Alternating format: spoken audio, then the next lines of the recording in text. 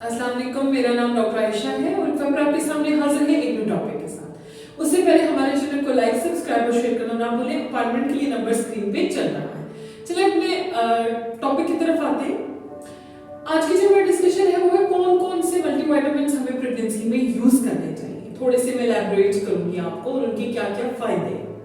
सबसे पहले जी तो आ जाता है कि फर्स्ट ट्राइमेस्टर यानी कि टिल 14 वीक्स तक हम आपको कहते हैं कि आप फॉलिक एसिड लें, क्योंकि फॉलिक एसिड की बहुत ज्यादा इंपॉर्टेंस है ऑर्गेनोजेनेसिस में। डीएनए बन रहा होता है, बच्चे की बनावट हो रही होती है, तो इसमें कुछ बनावटी नुक्स ऐसे हैं जो फॉलिक एसिड की डेफिशिएंसी की वजह से होते हैं, जैसे स्पाइनल कॉर्ड के इफेक्ट्स होते हैं। इसलिए हम आपको कोशिश करते हैं कि टिल 14 वीक्स तक आप कॉन्टिन्यूसली फॉलिक एसिड लें। ठीक है, बहुत से लोग कहते हैं कि आप हमें फर्स्ट ट्राइमेस्टर में कैल्शियम भी दें, विटामिन भी दें, फलाने डॉक्टर ने ये दिया है देखिए उसकी कोई इंपॉर्टेंस नहीं होती है सच, बिकॉज फर्स्ट 3 मंथ्स ऑर्गेनोजेनेसिस हो रही होती है, डीएनए की मॉडिफिकेशन हो रही होती है, रिमॉडलिंग हो रही होती है, डीएनए बन रहा होता है और एक तरह के बनावटी आ रहे होते हैं बच्चे में, तो उसके लिए फॉलिक एसिड की इंपॉर्टेंस होती है, क्योंकि इसमें अभी बोन्स नहीं बन रही, मसल नहीं बन रही, ना उनकी ग्रोथ हो रही है, वो 14 वीक्स के बाद होती है। इसलिए हम आफ्टर 14 वीक्स आपको ऐड करते हैं, जिसमें आ जाता है आयरन। आयरन में आ जाता है जी ट्यूबल फॉर्म में भी आ गया है, कैप्सूल और टैबलेट्स तो हैं, बहुत से पेशेंट्स नहीं खा सकते, तो आजकल साशे फॉर्म में भी मिल रहा है। आयरन ऐड करते हैं हम आफ्टर 14 वीक्स, तब फॉलिक एसिड की कोई इंपॉर्टेंस नहीं रहती, क्योंकि organogenesis DNA each and everything is done. Now हमें आयरन की जरूरत है और हम कोशिश करते हैं कि पेशेंट को कहें कि आप आयरन रिच फूड लें। स्टार्टिंग में हम यही कह सकते हैं कि आप बॉइल्ड पोटैटोज ले सकते हैं, उसके अलावा बॉइल्ड राइस ले सकते हैं। बीन्स बहुत इंपॉर्टेंट है जो फॉलिक एसिड के लेवल को भी एनहांस करते हैं और अच्छा रहता है कि फर्स्ट ट्राइमेस्टर में आप इस तरह की चीजें इस्तेमाल करें, रेडी टू यूज जो फूड होते हैं। इसी तरीके से फिर आपने जब आयरन 14 वीक्स के बाद ऐड कर दी है आपकी डॉक्टर उसके साथ कैल्शियम ऐड करते हैं, लेकिन आजकल विटामिन के की बहुत अच्छी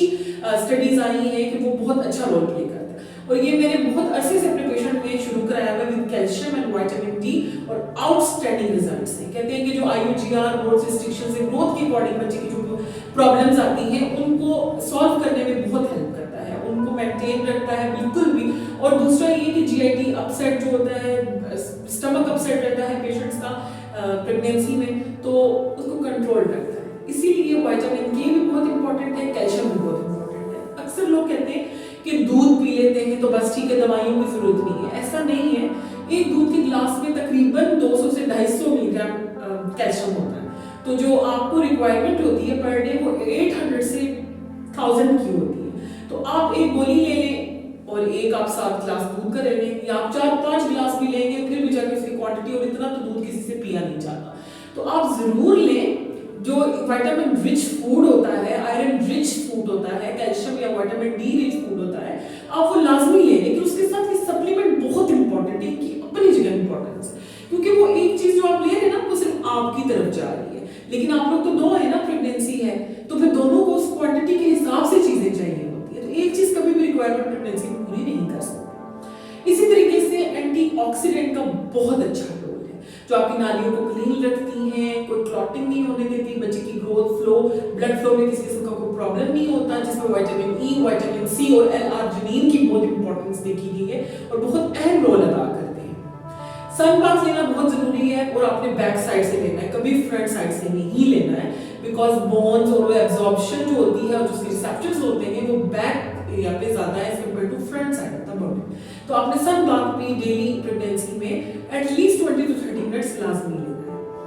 है। एंटीऑक्सीडेंट बहुत इंपॉर्टेंट है, कैप्सूल फॉर्म में भी ले सकते हैं, लेकिन इनसे जो रिच फूड होता है ना, फ्रूट्स आ गए, वेजिटेबल्स आ गए, बीन्स आ गई, वो आपने लाजमी लेना है। इस तरीके से बहुत से क्वेश्चंस थे और बहुत से पेशेंट थे कि आप L-आर्जिनिन का भी बड़ा बताती रहती है, तो उसकी क्या रोल है? तो बेसिकली एक अमाइनो एसिड है और उसकी इंपॉर्टेंस बहुत इंपॉर्टेंट है ड्यूरिंग हार्मोन, क्योंकि ग्रोथ, बच्चे की ग्रोथ जो अक्सर कहते हैं कि आखिरी के महीनों में ग्रोथ प्रॉब्लम आना शुरू हो जाती है, ग्रोथ रिस्ट्रिक्शन है, ग्रोथ नहीं कर पा रहा, डिस्क्रिपेंसी आ जाती है कि 2-2, 3-3 हफ्ते का वक्त, तो उसको मेंटेन करती है और ये ब्लड फ्लो भी अच्छा करती है, तो इट्स वेरी इंपॉर्टेंट। तो आजकल ये सब दे रही है और इस पे स्टडीज है, रिसर्चेज ऐसे कोई किसी आपको नहीं दे रहा, लेकिन बेहतर ये है आप फूड भी साथ साथ बढ़ाएं, अच्छा करें। अच्छा, स्टार्टिंग में तो आप ये चीजें लेते हैं और मैंने आपको जैसे बताया कि आप, लेकिन जो मिड ट्राइमेस्टर होता है ना आपका 14 वीक से 28 वीक से, इसको सेकंड ट्राइमेस्टर कहते हैं, तो इसमें आप कोशिश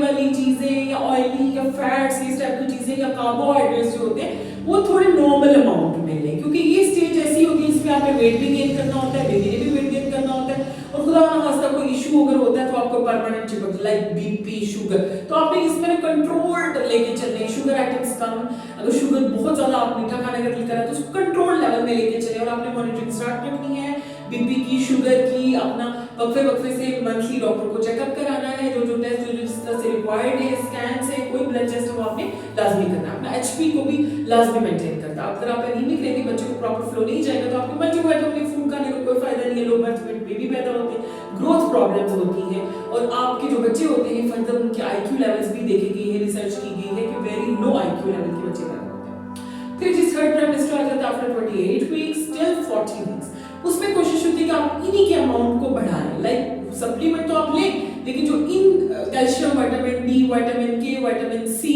जो आयरन है, इसका जो फूड है वो आप ना ज्यादा से ज्यादा इस्तेमाल करना शुरू करें, और फिर कहूंगी ऑयल, चिकनाई, कार्बोहाइड्रेट, मैदे वाली चीजों को कम से कम करें ताकि आपकी डिलीवरी आसान हो। इसी तरीके से मैग्नीशियम आ जाता है, सेलेनियम आ जाता है, जिंक आ जाता है, ये भी बॉडी के लिए बहुत इंपॉर्टेंट है, मल्टीविटामिन्स, मिनरल, लेकिन कुछ अच्छे ऐसे मल्टीविटामिन होते हैं ना जो आप ले रहे होते हैं उसमें इनकी खास अमाउंट दी होती है, तो आप ले सकते हैं, तो आपकी डेफिशिएंसीज पूरी हो सकती है। अलग से देना थोड़ा सा हम अवॉइड करते हैं, लेकिन ये है कि अगर आप मल्टीविटामिन्स ले रहे हैं, स्पेशली बाहर के मल्टीविटामिन्स, वो बहुत ही अच्छे होते हैं, उसमें इनकी जितनी क्वांटिटी रिक्वायर्ड होती है ना ड्यूरिंग प्रेगनेंसी, तो वो इसमें प्रेजेंट होती है। चलिए अपना ख्याल रखिए, इसी के साथ हमें इजाजत दें। होप सो आपको आइडिया हुआ होगा। मेरी पूरी कोशिश होती है कि आप जो फरमाइश करें उस पर आपकी वीडियो बनाई जाए ताकि आपकी क्वेरीज क्लियर हो, आपके क्वेश्चंस हल हो सके। और क्योंकि मैं बार-बार फूड पे, विटामिन्स पे इसलिए बताती हूँ कि आजकल हर दूसरा पेशेंट जो है ना वो यही कर रहा है कि मल्टीविटामिन्स नहीं ले रहा, आयरन नहीं ले रहा, फूड ले रहा है तो वो ले रहा है, तो वो ले रहा है तो खाना नहीं अच्छा कर रहा। तो इन दोनों की अपनी जगह बहुत इंपॉर्टेंस है, क्योंकि दोनों का बेनिफिट है आपके लिए भी और बच्चे के लिए। चलिए इसी के साथ हमें इजाजत दें, अपना ख्याल रखिए, अल्लाह।